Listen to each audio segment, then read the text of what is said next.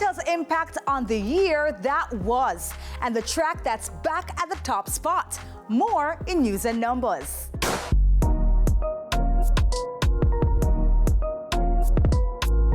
Kartel hit the road, it was his year.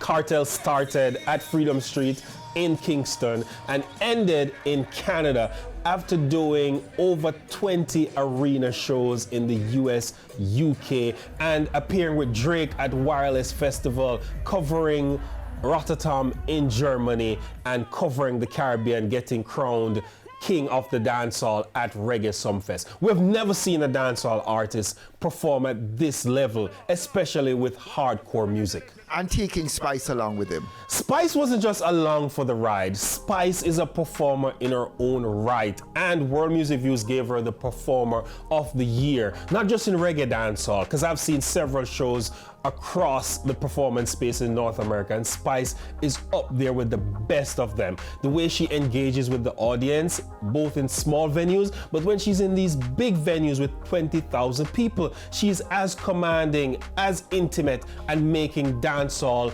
platform at a high level. Not much new material selling in terms of dancehall and reggae albums. Not much is to be said for albums released in reggae dancehall. This year, the only 2 dancehall albums that were released were Vybz Kartel's Viking 10th anniversary that entered at number 10 in January. Armani's The Impact also entered at number 10. Sister Nancy's 1-2 released 1982 that entered the chart for the first time this year. Spice's 10 re-entered the chart as well. And Chronixx on the reggae side, he entered the chart and stayed there for a couple weeks.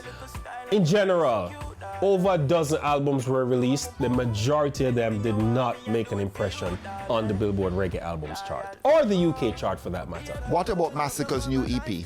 The EP missed the Billboard Reggae Albums chart. Now his previous 2 albums, Generation of Kings and 438, they both entered the chart.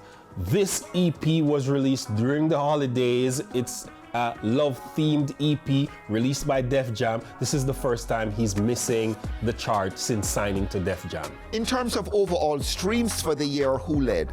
Chronic Law, he was a top dancehall artist on Spotify in Jamaica. Drake was a top artist overall in Jamaica. Chronic Law was the leading artist in Jamaica on YouTube. But on the other side, Skipper was a breakout artist.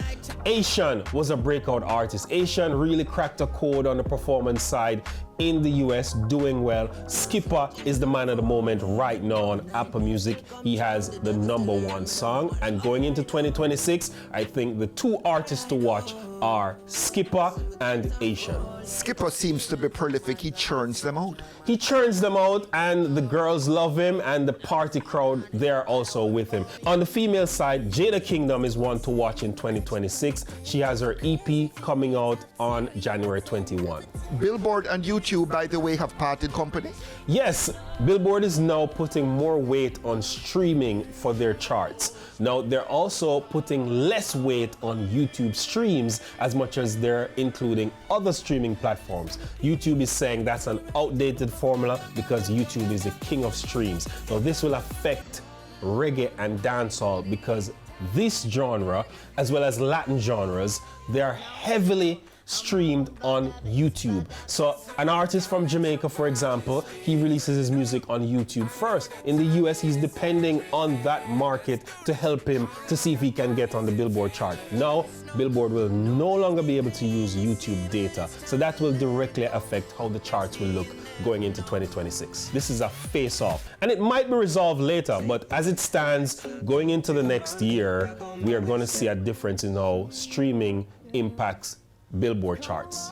Now for the top 10 songs on YouTube Jamaica. Re-entering at number 10 is Mariah Carey's All I Want for Christmas Is You, Skipper's Currency at number 9, Governor's Letter at number 8, Jamal featuring Rich Pre Fada at number 7, Michelle Montana's Pull the Pin at number 6, So from the start to finish, every party we in it. Chronic Law's Badness Upgrade 2.0 at number 5, Armani's Lose Yourself moves up 11 spots to number 4. You need me, baby, I'll be right there. Cholita, Without You featuring Skillibeng at number 3.